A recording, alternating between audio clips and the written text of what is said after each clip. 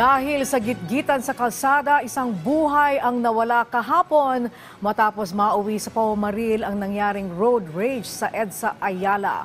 Person of interest, hawak na ng mga otoridad. Si Bien Manalo sa Sentro ng Balita Live.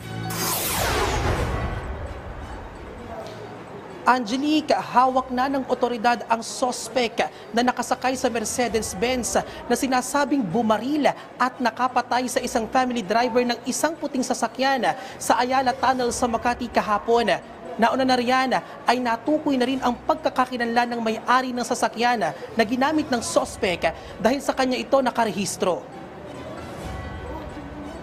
Kinilala siya ng otoridad na si Susumu Husai, isang Japanese national na napag-alamang residente ng Almanza 1, Las Piñas City.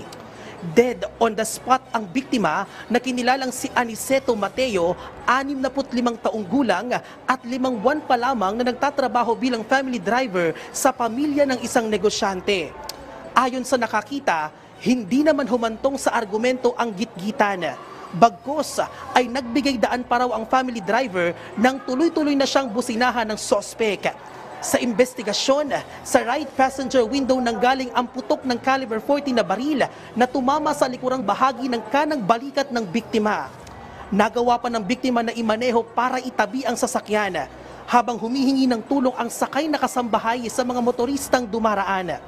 May rumisponde namang 2 motorcycle riders, ngunit nang mawala na ng malay ang biktima, umabanti pa ang sasakyan hanggang sa inararo na nito ang 2 nakaparadang motorsiklo. Ligtas naman ang mga driver ng motor, maging ang 7 taong gulang at ang yaya nito.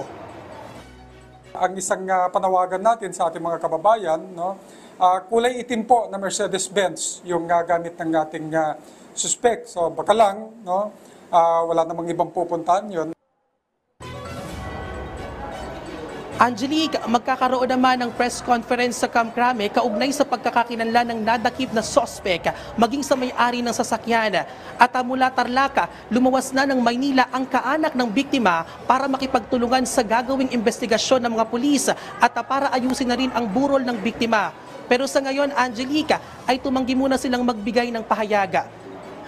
At yan muna ang update. Balik sa iyo, Angelique. Alright, maraming salamat sa iyo, Bien Manalo.